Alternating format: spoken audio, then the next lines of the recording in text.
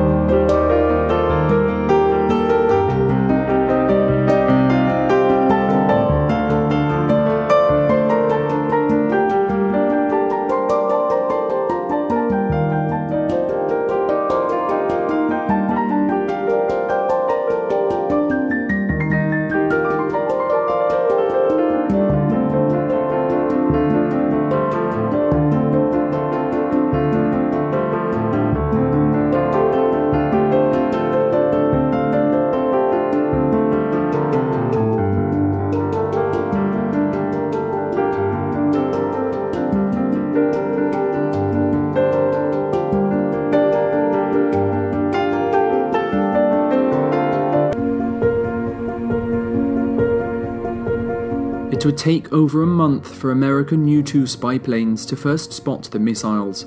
On October 16th, the CIA would present Kennedy with a series of photographs of the unfinished missile sites, with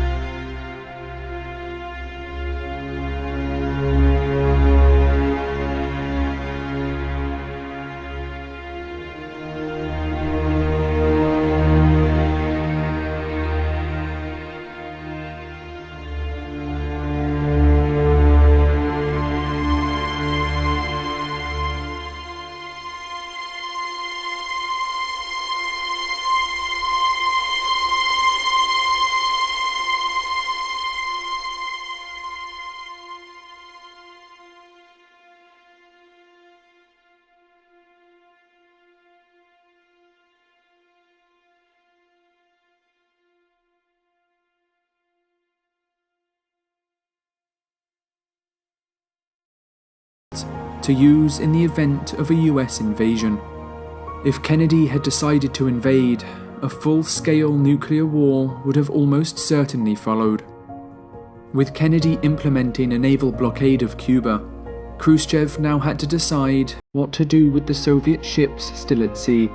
While almost all of the first shipments had arrived in Cuba, a more powerful group of intermediate-range missiles was still halfway across the Atlantic. He could either back down now and face an embarrassing retreat, or call the Americans' bluff and continue to push ahead. As Khrushchev debated the issue, panic would begin to spread in the United States. The stock exchange was tanking, and many shops suddenly found themselves emptied out in a wave of panic buying.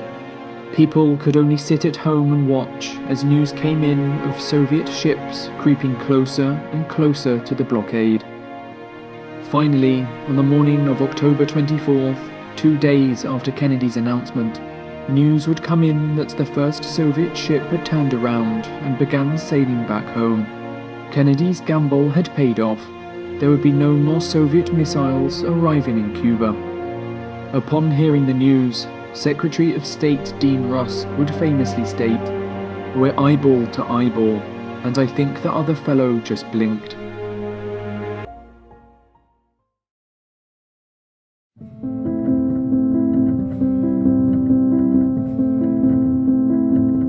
But the crisis would continue. As the missile sites neared completion, each side would begin to prepare for war.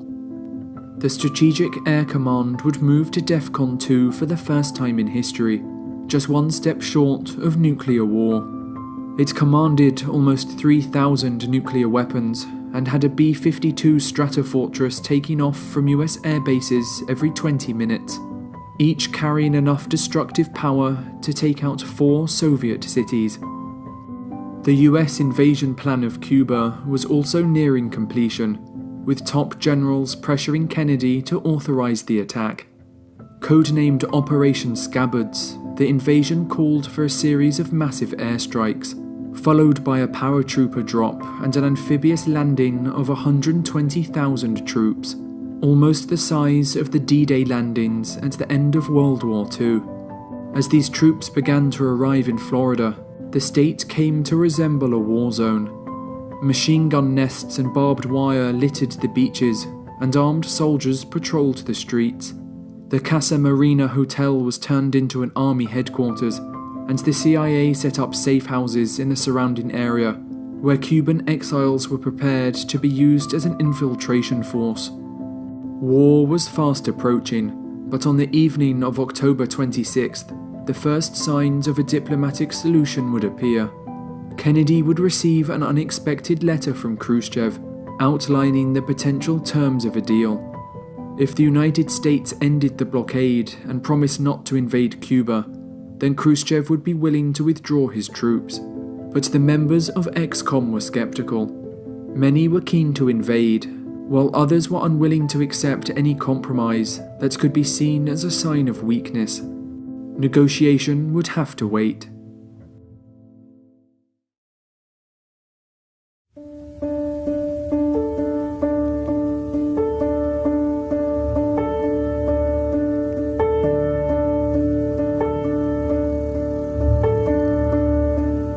The crisis would come to a head on October 27, 1962, a day that would come to be known as Black Saturday. On this day, a series of incredibly dangerous events would take place, any one of which could have led to a nuclear war.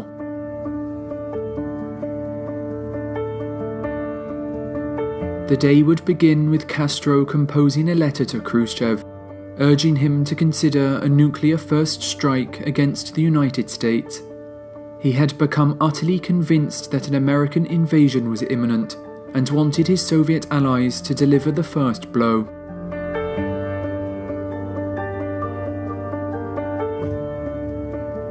Unlike Castro, Khrushchev still believed there was time for negotiation.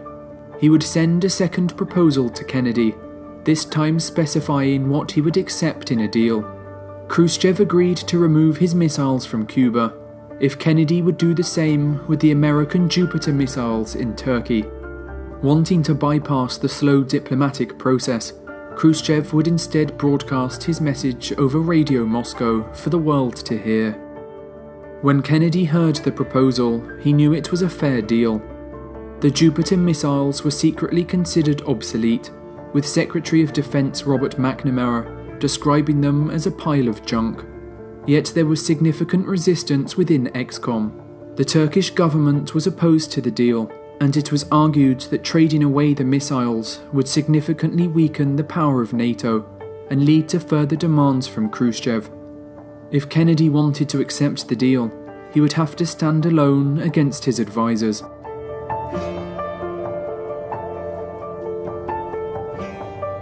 American spy-plane pilot Rudolph Anderson would then enter Cuban airspace.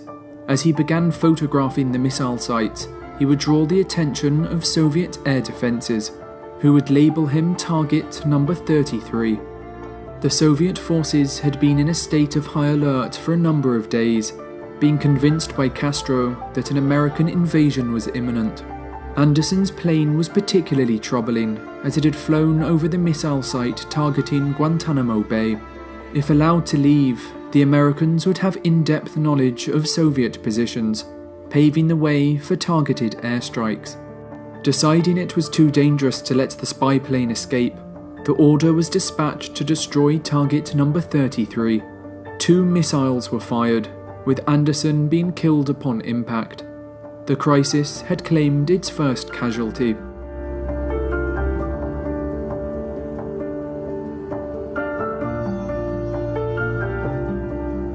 Back in Washington, time was running out.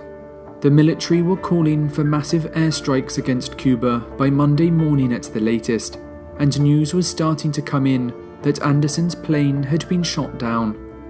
At this crucial moment, Kennedy would turn to the one person he could truly trust, his brother, Attorney General Bobby Kennedy.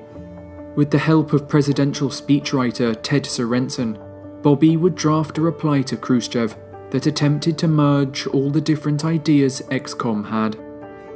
In exchange for the removal of the missiles, the United States would be willing to make a pledge not to invade Cuba. The removal of the Jupiter missiles in Turkey was also part of the deal, but this would have to remain a secret to avoid offending America's NATO allies.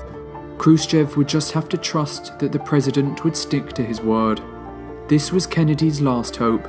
If the deal was rejected, he would have no choice but to go to war.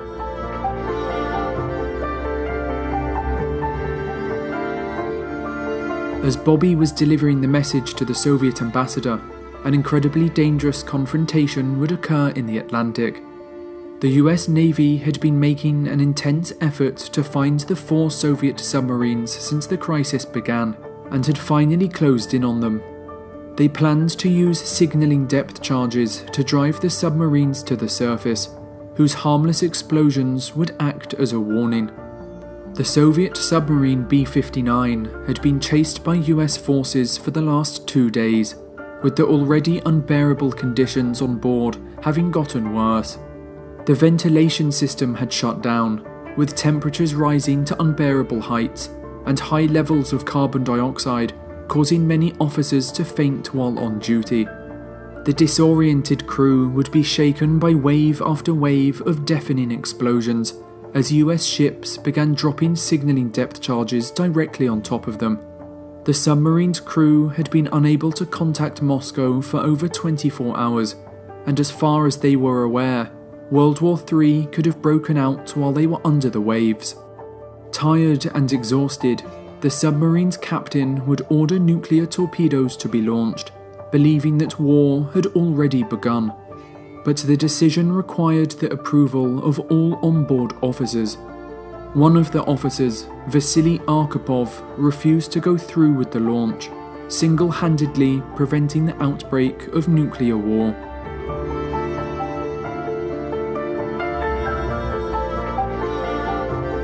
As night came on October 27th, no one knew what the next day would hold.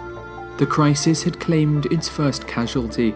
A nuclear launch had been narrowly avoided in the Atlantic, and both Fidel Castro and the US military were pressing for war. The power to end the crisis now lay with Khrushchev. He could either swallow his pride and accept Kennedy's terms, or push for further concessions and risk provoking war.